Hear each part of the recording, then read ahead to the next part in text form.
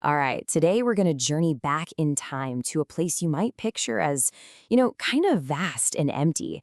But it was actually one of the most dynamic, connected, and influential regions in the entire ancient world. We're talking about Central Asia and how it became this incredible crossroads that literally forged a new world. So let's just dive right in with the question that gets to the absolute heart of our story today. I mean, really, what does happen when all these totally different cultures collide? This isn't just some what-if scenario.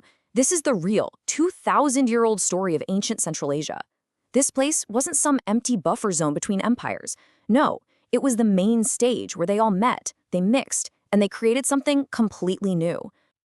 Okay, so Section 1, Crossroads of the Ancient World. To really get what's going on here, we first have to wrap our heads around one central idea that makes all of this possible. And that big idea is syncretism. It's a key word for us today, for sure. Now, this isn't just about different cultures living next to each other and, waving hello.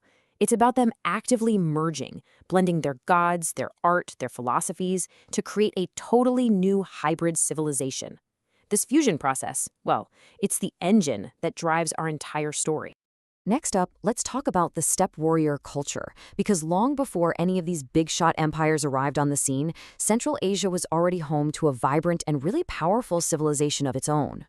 And let's be super clear here. These were not simple barbarians. Far from it. Peoples like the Scythians and the related Saka tribes had really sophisticated societies. I mean, these guys were master horsemen who basically invented cavalry warfare.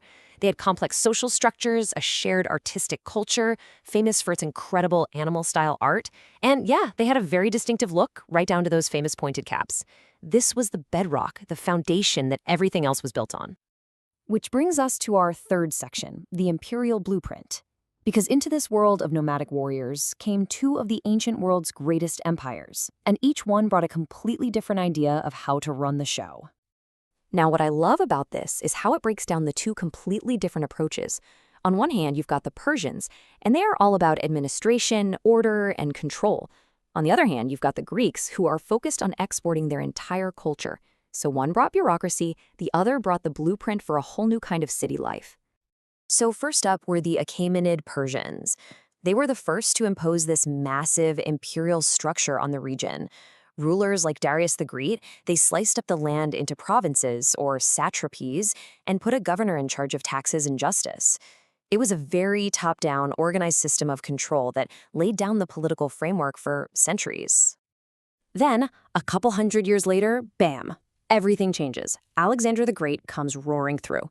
And he didn't just conquer, he colonized. He founded this chain of brand new cities, named after himself, of course, and then filled them with his Greek and Macedonian soldiers. But these weren't just military forts. They were designed to be shining beacons of Greek culture. And this just illustrates the point perfectly. I mean, just look at the ruins of Iconium, a Greek city right on the border of modern-day Afghanistan.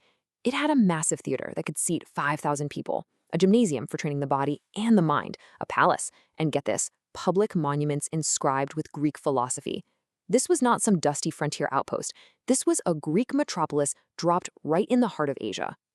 And just listen to this. These words, the very essence of Greek wisdom, from the sacred site of Delphi, were carved onto a stone monument for everybody in Iconium to see. It's just an incredible testament to how deeply the Greeks wanted to plant their cultural roots, thousands of miles away from home. So, what happens when you take that native steppe culture, you layer on Persian administration, and you infuse it with Greek city life? Well, you get the perfect conditions for our fourth section, the Kushan melting pot, a truly, truly syncretic empire. The Kushans. They emerged from this powerful nomadic confederation from the east, and they rose to become one of the great powers of the ancient world. Under emperors like the legendary Kanishka the Great, their empire stretched all the way from Central Asia deep into India. They became the undisputed masters of this new, blended world. And if you want proof, all you have to do is look at their coins. It is absolutely mind-blowing. Look at the gods they put on their money. You've got Greek gods, Iranian gods, Hindu gods. You've even got the Buddha and an Egyptian deity all showing up side by side. Now, this wasn't just them being tolerant, it was a brilliant political move, a way to create a shared identity for a huge multicultural empire. So yeah, that number says it all. 5+ major world civilizations represented on their money. The big takeaway here is that they weren't just borrowing symbols. No, they were drawing power and legitimacy from all these different cultures at the exact same time. It's a really remarkable feat. And this incredible fusion wasn't just about religion or politics, it was also artistic. It created the magnificent Greco-Buddhist art of the Gandhara region. For the very first time, the Buddha and other Buddhist figures were shown in this realistic, classical style that was heavily influenced by Greek sculpture. Suddenly, you had a visual language that everyone in this melting pot could understand. And all of this whole incredible story of cultural fusion, leads us to our final section, Echoes on the Silk Road. Because this powerful, syncretic empire created the absolute perfect conditions for the most famous trade route in history to boom. So how exactly did this melting pot fuel the Silk Road? Well, first off, security. The Kushan Empire was powerful enough to protect the caravans. Second, communication. Their blended art and symbols created a common ground for traders who spoke different languages. Third, demand. Their super diverse population created a massive marketplace for goods from Rome all the way to China. And finally, and this might be the most important part, the road became a highway not just for silk, but for ideas. Most famously, it carried Buddhism out of India into the heart of Asia and eventually to China.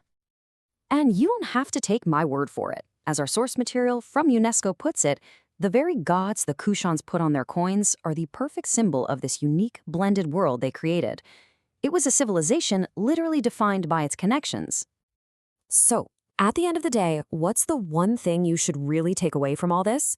It's that ancient Central Asia was far from empty. You could argue it was the world's first great melting pot. It was a place where constant interaction between cultures wasn't just a side effect of history, it was the main engine for innovation in art, religion, and trade. Which kind of leaves us with a final thought, doesn't it?